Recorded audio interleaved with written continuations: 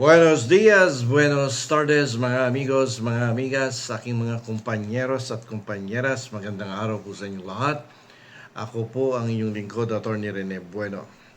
At ngayon po sa episode na to ay bibigyan po natin ng diin ang sagradong tungkulin ng isang abogado na panatiliin ng respeto sa mga institusyon ng ating bansa. Ano man ang kanyang kulay sa politika. Kasi po ang abogado po, mataas po ang tingin sa atin, sa amin, no, na mga mamamayan. So nararapat lamang na magpakita tayo ng magandang ehemplo sa tao at i-maintain natin yung dignidad ng ating profesyon. Ito po ay tatalakayin natin tong topic na to tungkol sa abogado sapagkat nakapanood po ako ng isang video na kung saan ay walang habas na sinasabihan ng tanga at sinasabihin na ipakukulong ka namin, gusto mo bang ipakulong ka namin pag nanalo si Vice President Sara Duterte bilang Pangulo ng ating bansa. Alam niyo po, yung pagiging abogado ay hindi lamang isang trabaho yan. Ito po ay isang pribilehiyo at sagradong tungkulin. Bilang mga officer of the court, ang bawat abogado ay inaasahan pong maging ehemplo ng mataas na antas, no, ng asal at moderasyon.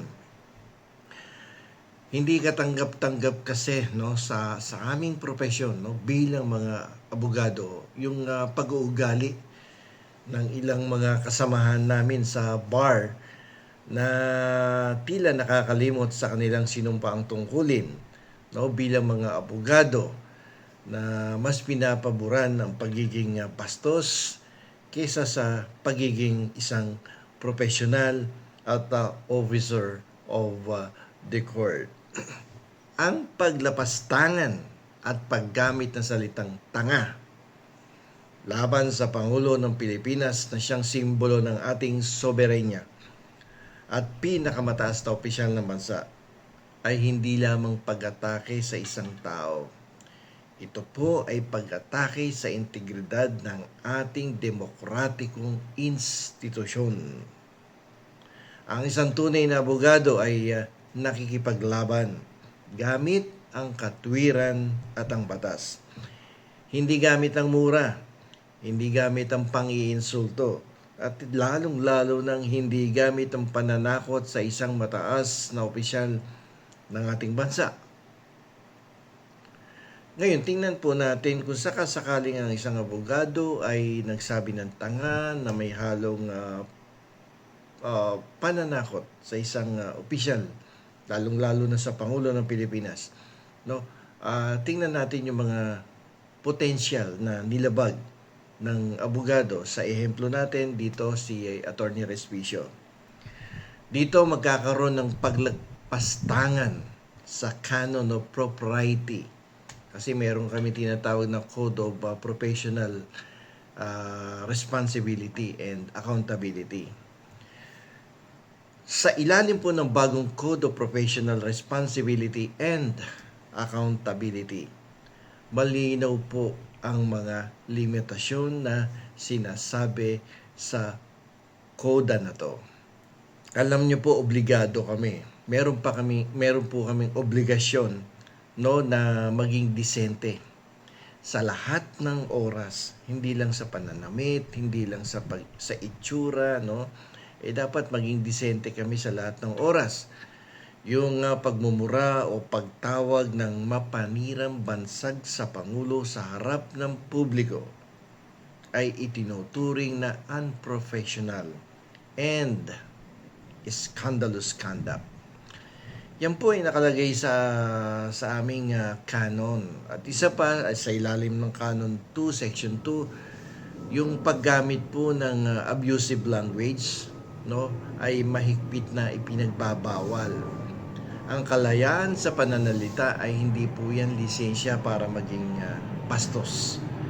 Kapag ang isang abogado ay nawalan ng preno sa kanyang dila na matabil, nawawalan din siya ng karapatang tawaging kagalang-galang o tawaging attorney.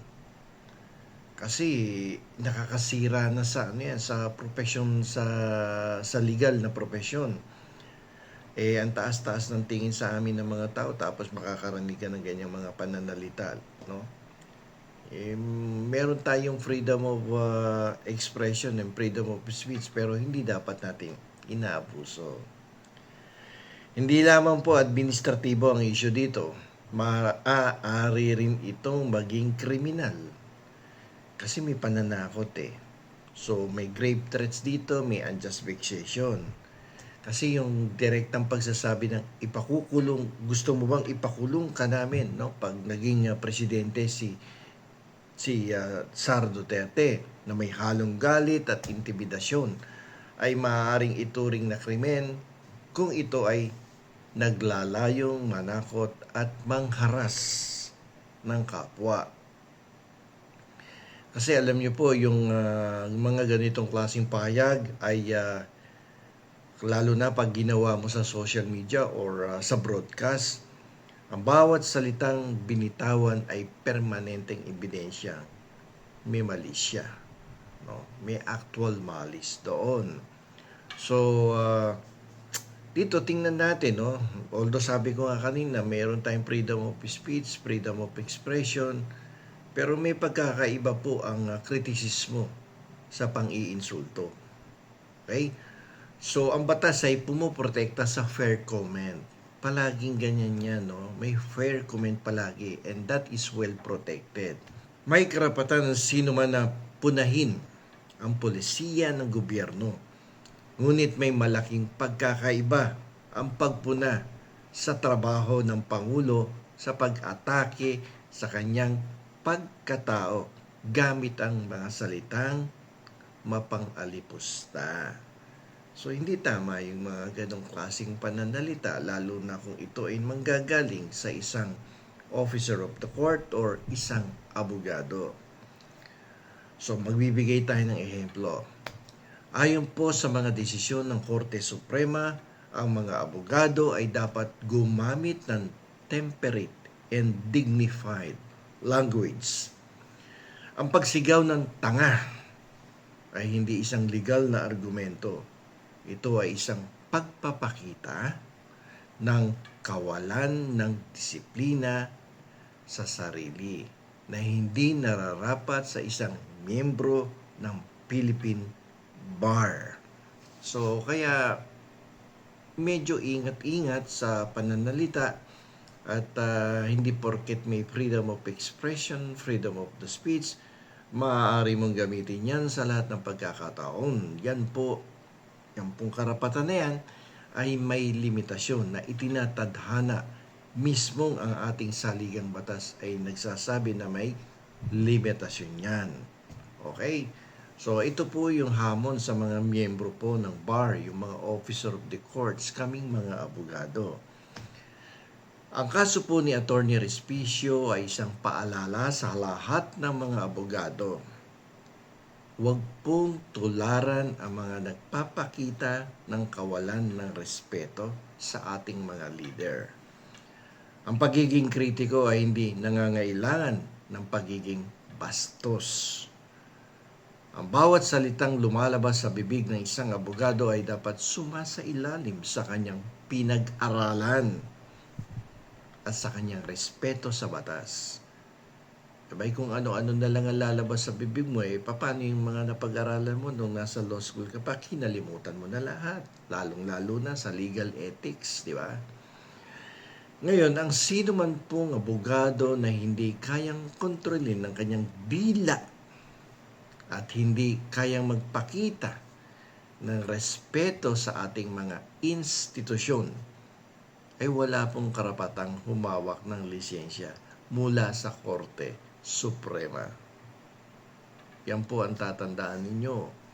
So, maging maingat po tayo sa lahat ng ating binibitawang pananalita dahil napapansin ko din, ako personal observation ko, no, dito sa social media, sa YouTube, sa Facebook, ay maraming umaabuso na, no, sa pagbibitaw ng pananalita laban sa kanilang mga worst kasamahan sa legal profession at ngayon nga ay sa mga pinuno ng ating bansa, no? Ako kritiko din ako kapag ako nag-criticize, pero hindi ako nagsasabi ng bobo Hindi rin ako nagsasabi ng tanga. Pag ako nag-criticize sa isang mataas na opisyal ng gobyerno, opisyal ka ng gobyerno o hindi, no?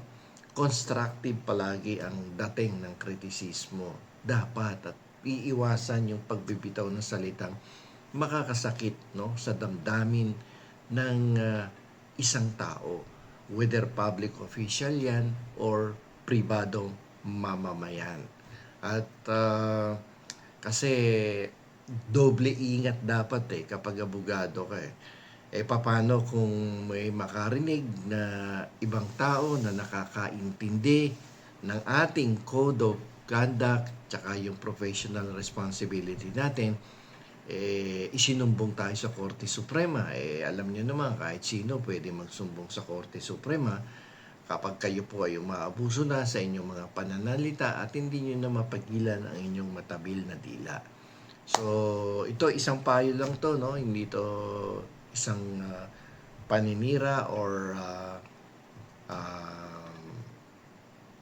destructive criticism. So, ito ay isang paalala sa ating mga kasamahan sa legal profession. So, dito na lamang po. Ito muli ang inyong lingkod, Attorney Rene Bueno. Attorney Bueno, law and beyond. Learn the law, know your